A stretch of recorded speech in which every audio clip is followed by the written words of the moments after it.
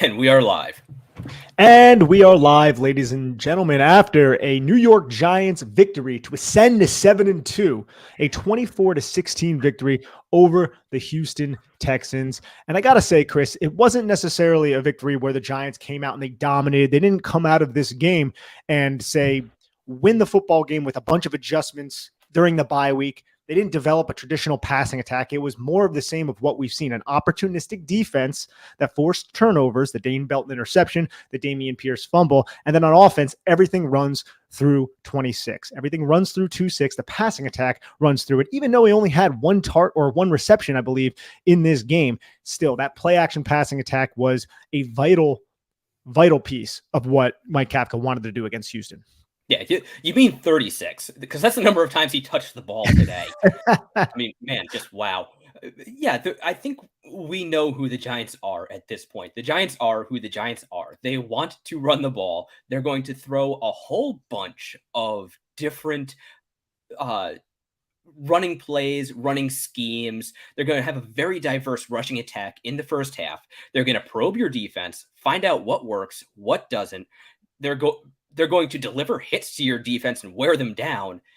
And then they're just going to win with the run in the fourth quarter. Yeah, they're going to throw the ball off of the run, use a lot of play action, play action boot. We saw some more traditional play action shots down the field, but they want to use the run to really manipulate the defense to the benefit of the passing attack.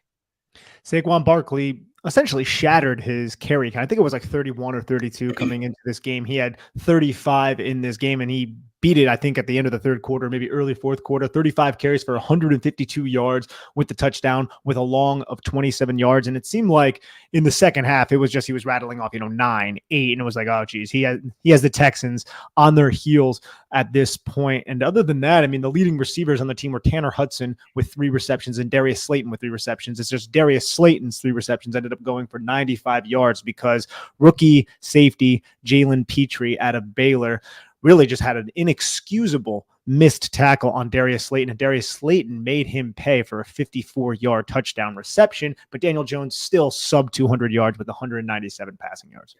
Yeah, that missed tackle got Petrie benched, and I do not blame Lovie Smith one little bit.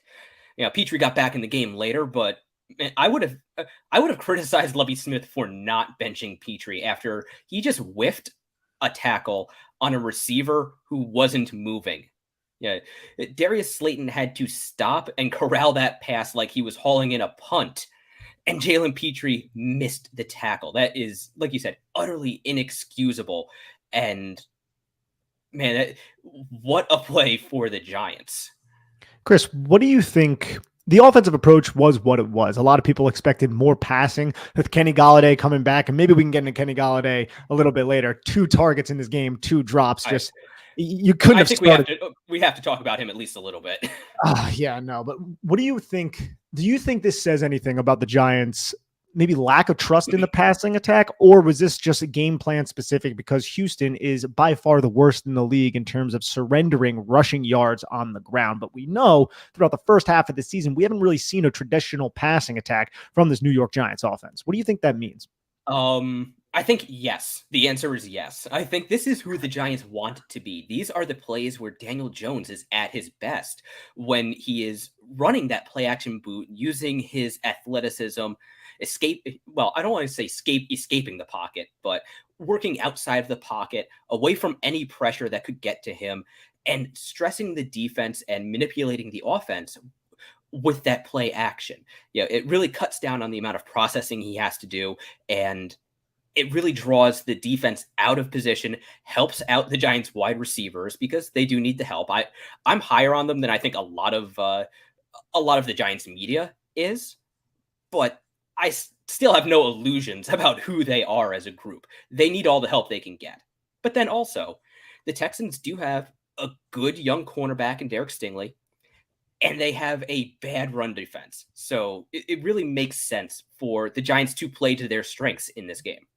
And the Giants are coming off of a bye, so Saquon Barkley is going to be refreshed. And it also seemed like the New York Giants wanted to spell Barkley on some certain third downs where we saw a lot more Matt Breida than we did Saquon Barkley earlier in the game on third down. And in terms of those receiving core that you were kind of mentioning, Chris, a new name, Isaiah Hodgins, came in here and had 2 catches for 41 yards on 2 targets. One was that really big post route that was kind of wide open off of a clear out. So I kind of liked what I saw from Hodgins. He's a big body who knows this offense, who's a smart route runner. And it was just good to see another, I guess you could say, successful pickup contribute to this win, because 41 yards in this passing offense is actually something special.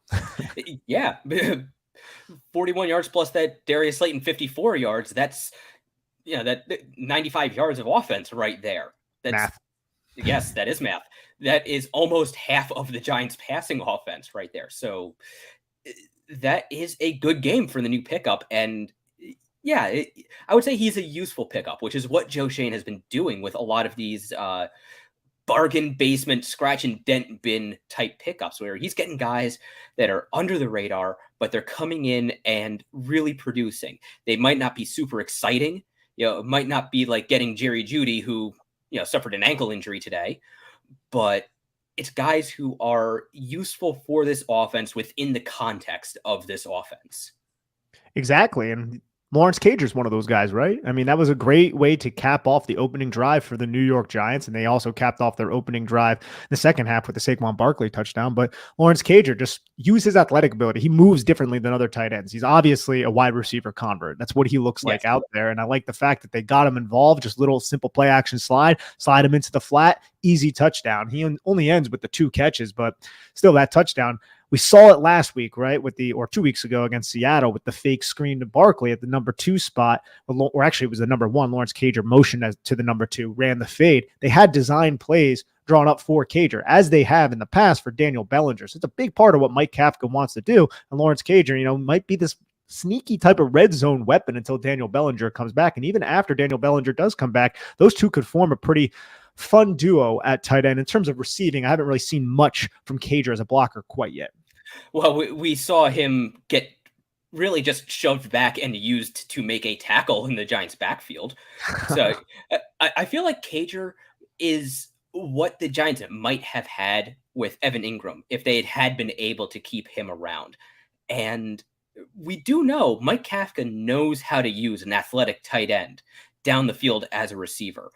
Yeah, I really like using his athleticism, his background as a receiver, and putting that in a play we have seen the Giants use time and time and time and time again to great effect with that layered concept play action rollout. Again, everything in the Giants passing offense is built off of that play action. Everything is. Like I said, everything is built around Saquon Barkley. That's this Giants offense right now. Hopefully we start to see a little bit more of an evolution as the season progresses and the run starts to get shut down, which wasn't going to happen against Houston. And it might not happen against Detroit because they're not that great of a run defense either. But we'll have to wait and see. But before we transition to the defense, Chris, what's going on with Kenny Golladay, man? Like we were ready as a Giants nation, as people who cover the Giants fans, to just wipe the proverbial slates clean for this $72 million receiver who has had such an ugly start here in New York. He coming out, being injured, he comes back. What does he do? He drops the first 2 passes, and then we just don't see him again in terms of being targeted on the football field. Yeah, right now, Kenny Golladay is best used as a screen. Like, he is best used on wide receiver screen passes or downfield in rub routes where he just uses his big body to be in the way, which is a thing that Cager and Hodges can do just as well as him. Yeah, I don't put all of the first drop on Golladay. That ball was right at the limits of his catch radius. He was, maybe if he was able to leap and lay out and fully extend, he might have been able to make a better play on the ball, but he was expecting the ball to get him in stride. So that's just a very difficult catch to make. Yeah, the placement on that pass was really not ideal. No, that wasn't. Yeah, that wasn't good placement. And the other one though was inexcusable. Yeah, the other one that was just unforgivable.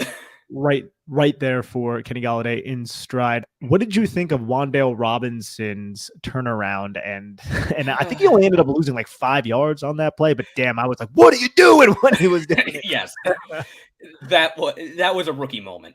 Yeah, fortunately, it wasn't a rookie moment like the Texans had rookie moments with Damian Pierce coughing the ball up, Kenyon Green wiping out a touchdown with a holding penalty, uh, Jalen Petrie with the missed tackle. But that was definitely a rookie moment by Wandale Robinson where he was excited. He wanted to make something happen. And, he's there, he's watching Saquon Barkley out athlete the entire defense and make guys miss in the backfield. And, this time the Texans they just rallied to the ball and there was nothing there for him. And he just kind of made things worse. New York Giants love themselves on offense. 8 offensive linemen, though, too, Chris. Oh, How man. was it to see Matt Peart and Nick Gates out there? We started seeing all the old names, man. It was like a reunion out there. Love seeing big guys as fullback, but that's consistent with what we've seen the last 2 weeks against Seattle. They used Nick Gates a lot. They used Devery Hamilton in the past as the big offensive lineman and Tyree Phillips when Evan Neal was healthy. So I'm guessing something that Jason Garrett used quite a bit last year was that big offensive lineman package. I guess is something that we can expect going forward. Would you agree? Yeah, I definitely agree with that. And I like it. As much as the Giants want to run the football, having those extra bodies out there, having an industrial sized fullback like Nick Gates or Devery Hamilton or whoever they put back there. I honestly at this point wouldn't be surprised to see them put Dexter Lawrence back there like the fridge at fullback. Absolutely, man. That would be something special. but Speaking but you of know what we didn't defense, see? No, what's that? I'm not ready to transition just yet. But you know what we didn't see? What's that? We didn't see the read option. We didn't see the Wildcat back there. I was kind of expecting that with how much the Texans were keying on Saquon Barkley. I was expecting the Giants to have a design quarterback run or a read option play. They really didn't use those mesh points the way they had previously. So I don't know if maybe they're trying to lessen the wear and tear on Daniel Jones, but to me, that was kind of conspicuous in its absence. I think that's a really good observation by you. And I was thinking it as well. We just didn't really see Daniel Jones used on designed runs coming out of a bye week against a team that allows so many rushing yards. I was expecting a little bit more, but he only had 5 carries for 24 yards. And a lot of those were just on him, like scrambling. I think the 11-yard pickup just when nothing was there. But to transition to the defense, because you brought up Dexter Lawrence before, man, dude, this guy coming out of the bye week, he was an absolute problem for the interior offensive line of the Houston Texans. And I felt like the Giants overall got some pretty good pressure on Davis Mills. Yeah, they did. Even when he got a couple forward passes that didn't go very far forward. I mean, the one where he just kind of flicked the ball underhanded as he was getting sacked, and somehow that went just far enough forward to not count as a fumble. Yeah, that I think I would credit the Giants with 2 more sacks than whatever their final total was on this game. And their defensive line as a whole played very well, I thought. And Dexter Lawrence, we know the Giants talked to Saquon Barkley about a contract extension. The Ian Rappaport, Mike Garafolo, their sources have said that they also talked to Julian Love about a contract extension. Even though the Giants picked up Dexter Lawrence's 5th-year option, they should just extend him as soon as the season ends. Just get him a contract extension, lock him up for another 4 to 5 years. Whatever he will sign at this point. Yeah, Dexter Lawrence is a true difference maker at the defensive line spot. And I think he's knocking on the door to be considered a top 5 interior defensive lineman, which is a pretty exclusive group. When you look around the NFL, there's a lot of really talented interior defensive linemen, but Dexter Lawrence is playing phenomenal. And I thought Leonard Williams built on his really impressive performance against the Seattle Seahawks 2 weeks ago. He was really good against Seattle. And in this game, he was getting pressures. I think he had a half sack with Dexter Lawrence. And then against the run, there were several times where Dameon Pierce, it looked like he had this hole. And all I saw was Big 99 just gallop this dude up and just bring him to the deck. Yeah, I got to say, Dameon Pierce was impressive today. I like that guy in Florida. It is an indictment of the previous Florida coaching staff that they didn't use him more. Yeah. And I would absolutely endorse Dameon Pierce as offensive rookie of the year. Sorry, Wandale.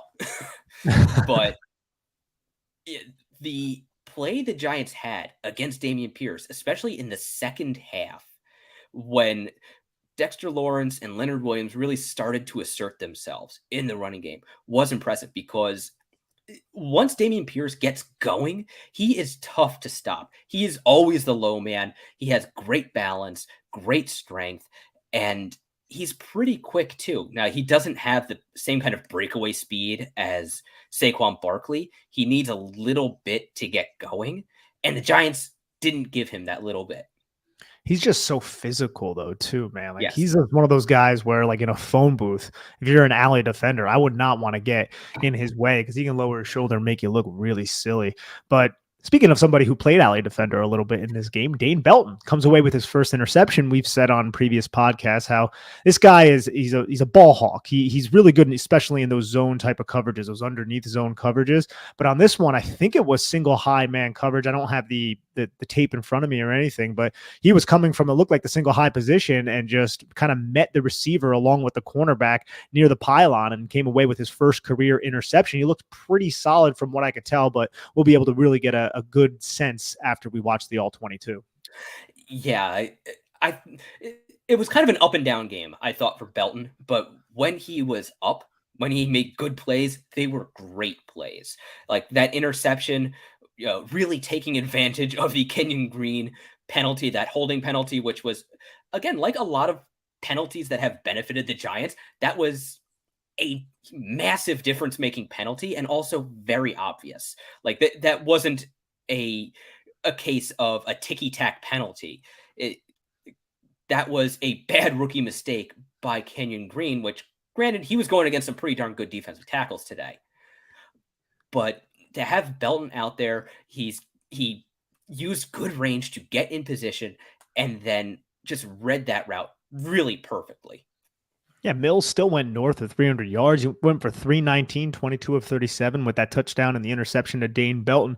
But he was sacked 4 times for a loss of 33 yards. And as Chris said a little bit earlier, it could have been even worse than that. That incomplete pass that looked like it could have been a fumble. I actually thought it was an incomplete pass. But Jalen Smith, credit to him, man, because he fell on the Dameon Pierce fumble and he ends up falling on that one that ends up being an incomplete pass. So he's got a nose for the football. And I think another big defensive adjustment that we should bring up, other than the loss of Xavier McKinney, was Tay Crowder was not out there nearly as much. It was a lot more Micah McFadden and Jalen Smith, and that looks like it could be something that we see going forward. Micah McFadden was this close from making it 2 rookies on the New York Giants coming away with an interception, but he ends up just kind of volleyballing it up to, I think it was like Nico Collins or Chris Moore ended up catching the football. But I think that was Collins, and again, that was a great play by Collins too. I thought Davis Mills was throwing the ball to Micah McFadden because he looked like a wide receiver out there extending for the pass. And he read it well too. That's the thing I think I liked about it. He was reading Davis Mills because it was zone, and he sank to the depth to eliminate that throwing window. And he actually got his hands on it. He just couldn't jump. He just couldn't jump high enough to really haul it in there. So good overall performance, I felt like, by the rookies on defense for the New York Giants. Kayvon Thibodeau also had the pressure to start the game. Didn't see too much of him down the stretch though. No. Yeah, I'm going to be writing about this actually before we started recording, and I'll finish it up after we get done our broadcast. I think you saw the difference in the two teams' coaching staffs in how the young guys, how the rookies for both teams played. We talked about the mistakes that the Texans rookies made, but we also have the great plays that the Giants rookies have made, and all of their guys who have been on the team for about 5 minutes have stepped up to make. And I've said, I respect Lovie Smith. I thought the Bears did him dirty when they fired him after a 10-win season. And I really respect, as a beard haver, speaking to a beard haver, Lovie Smith's beard. That is an excellent beard. But the way the Texans rookies are not executing, and the way the Giants largely this season are out executing everyone they come up against, is really a testament to Brian Daboll and his staff. Yeah, the Giants coaching staff is doing a great job. Look, I think we all wanted to see the offense be more prolific in terms of traditional passing, but you're playing against a team, like we said earlier at the top of the episode, who is absolutely terrible in terms of defending the run. You have Saquon Barkley. So I'm not surprised they came out and actually ended up running the football like they did. And we have a question from Paul. Guys, question. What is actually up with Kenny Galladay? How is it possible he's this bad? Maybe he needs a therapist, not a new hip. Well, I can't speak to that, Paul, exactly as to why he's so bad. But you know what, man? It's been reoccurring at this point, to say the least, that he gets these opportunities. He comes in and then he just can't hang on to the football. And on this offense, there's not really a receiver where you're going to see 10 targets a game. It's not really built in that way, especially when you're giving Saquon Barkley 35 freaking carries. So anytime you have a target, you got to catch the damn target. And Kenny Galladay he has been widely disappointing. And it also sounds like Harley agrees. Yes, Harley definitely agrees with that. And I'm not sure what's going on out there. Somebody might be going past. It's Sunday, so probably not FedEx or UPS. At least not for another 2 weeks or so when those guys start having to deliver 20 hours a day. But yeah, it's really mystifying what has happened with Galladay. How he has just fallen off a cliff really over the last 3 seasons. And maybe the injuries really have caught up to him. Yeah, he is just not able to move and play like he was earlier in his career. Maybe it is in his head, and getting with a good sports psychologist would help him out. But I am honestly curious as to how much we see of him over the remainder of the year. I think we'll see him next week because the Lions can put up points. Their defense is bad, but they can put up points. So the Giants might have to throw the ball next week.